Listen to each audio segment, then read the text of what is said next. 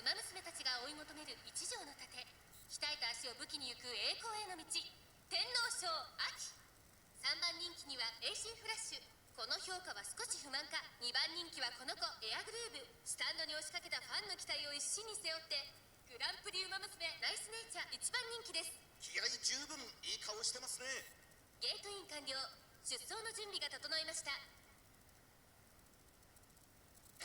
今スタートが切られました。各馬娘揃って綺麗なスタートを切りました。みんな集中してましたね。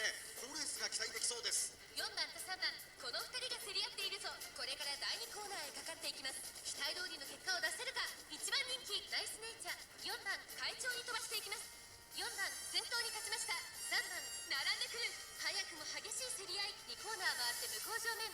先頭は3番単身で飛ばしていきます。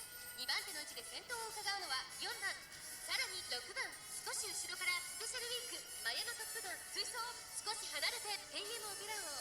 そしてその後ろから行くのはエアグルーヴ。16番外から行く。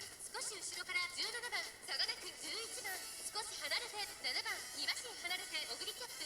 内の方からナイスネイチャー。少し後ろから13番さらにウォッカ。少し離れて AC フラッシュ。後方2番手に15番最後方18番スペシャルウィーク。先頭を進みますがこれは正解でしょうか。かかってしまっているかもしれません。息を入れるタイミングがあればいいですが。大欅を越え